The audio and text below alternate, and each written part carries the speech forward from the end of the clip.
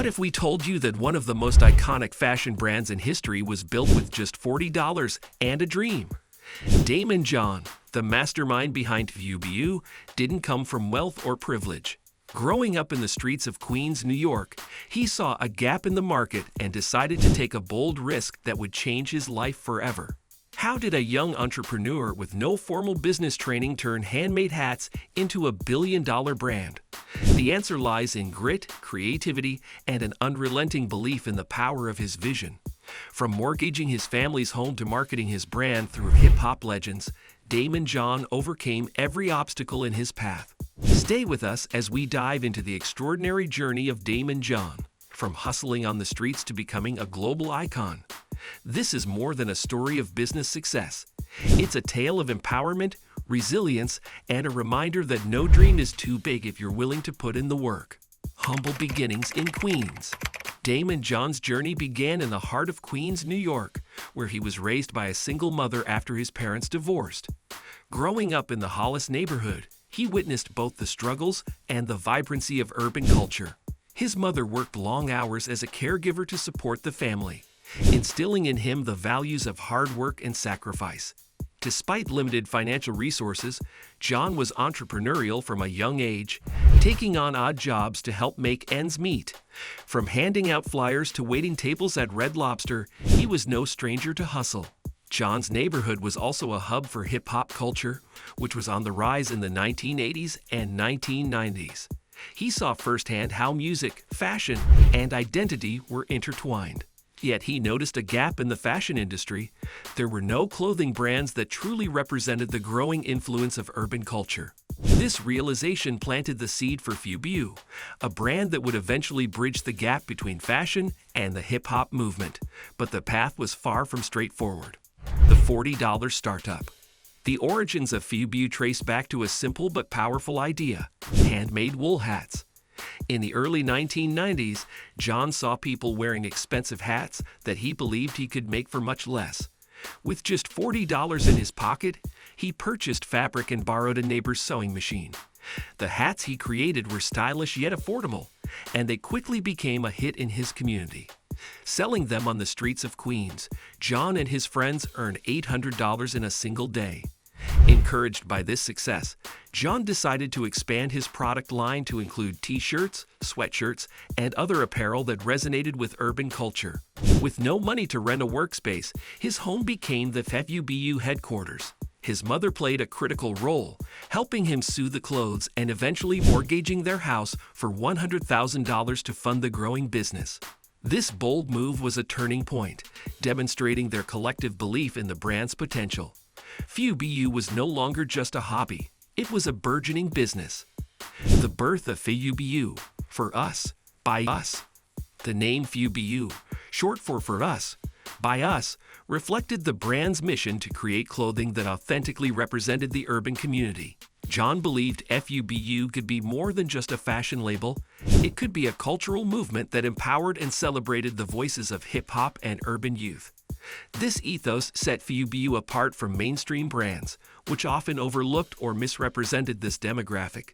To promote the brand, John and his friends adopted grassroots marketing strategies. They gave FUBU apparel to up-and-coming hip-hop artists, betting that visibility within the music scene would resonate with their target audience. The big break came when LL Cool J, a fellow Queens native, wore a FUBU hat in a promotional campaign and even mentioned the brand in a Gap commercial. This exposure helped FUBU gain credibility and visibility, transforming it from a local brand into a symbol of urban pride and authenticity. Overcoming financial challenges. Despite FUBU's growing popularity in its early days, scaling the business was far from easy. Daymond John quickly realized that creating a recognizable brand wasn't just about making great clothes. It was also about finding the resources to produce and distribute those clothes on a larger scale. However, the path to securing funding was riddled with obstacles. Traditional investors were skeptical about a niche brand targeting urban fashion, doubting its ability to compete with established names in the industry. This lack of confidence meant that John faced rejection after rejection when seeking financial backing. To keep FUBU afloat, John relied heavily on his resourcefulness and determination. He continued working tirelessly, often stitching custom pieces himself to meet growing demand. He also doubled down on guerrilla marketing, giving FUBU apparel to rising stars in the hip-hop community, which helped increase the brand's visibility. John and his team leveraged every opportunity to promote FUBU, sewing outfits for artists to wear at music videos and events, ensuring the brand became synonymous with the culture it represented. However, as demand for FUBU skyrocketed, John found himself unable to keep up with production. His home-turned factory couldn't sustain the volume of orders pouring in. Without external funding, it seemed nearly impossible to take FUBU to the next level. It was during this critical period that John made one of the boldest moves in his entrepreneurial journey. He secured a meeting with Samsung Textiles, a major player in the fashion industry, and pitched FUBU as a game-changing brand that represented a new cultural movement. Samsung saw the potential in FUBU and agreed to partner with John, providing the much-needed manufacturing and distribution resources to expand the brand. This partnership allowed FUBU to move from a small-scale operation to a major contender in the fashion world. With Samsung's support, John could now produce apparel on a larger scale and get into major retailers across the country. FUBU's cultural impact. FUBU wasn't just a clothing brand, it was a symbol of empowerment and representation for the urban community. At a time when mainstream fashion often ignored or appropriated hip-hop culture, FUBU stood out as a brand created by and for the community it served. Its designs reflected the style and identity of the streets, resonating with a generation that felt seen and celebrated. Through collaborations with hip-hop artists and influencers, FUBU became deeply embedded in the cultural zeitgeist of the 1990s. Artists like LL Cool J, Nas, and Missy Elliott wore FUBU, further solidifying its credibility. The brand's success paved the way for other Black-owned businesses to enter industries where they had historically been underrepresented. FUBU's message of pride and authenticity extended beyond clothing, inspiring a movement that celebrated creativity, entrepreneurship, and cultural identity. At its peak, FUBU was sold in over 5,000 stores across 75 countries, a testament to its global impact. The transition from FUBU to entrepreneurial icon. As fashion trends shifted in the early 2000s, FUBU's influence began to wane. However, Daymond John's entrepreneurial spirit remained as strong as ever. He reinvented himself as a business leader, author, and motivational speaker, sharing the lessons he had learned from building FUBU.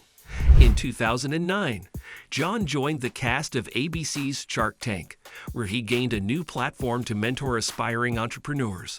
On Shark Tank, John became known for his keen eye for scalable businesses and his ability to connect with entrepreneurs from diverse backgrounds. Lessons from Daymond John's journey. Daymond John's story is filled with powerful lessons for entrepreneurs and dreamers alike. One of his most enduring messages is that starting small doesn't mean thinking small. John demonstrated that even with limited resources, creativity and determination can yield extraordinary results. His ability to understand his audience and leverage grassroots marketing was instrumental in building FUBU into a billion-dollar brand. What inspired you most about Daymond John's rise? Was it his fearless determination or his ability to turn setbacks into stepping stones? Let us know in the comments below. Don't forget to like, share, and subscribe for more stories about trailblazers who turned dreams into reality. Thank you for watching, and remember, success isn't about the resources you have. It's about the resourcefulness you bring. Stay inspired, and we'll see you in the next video.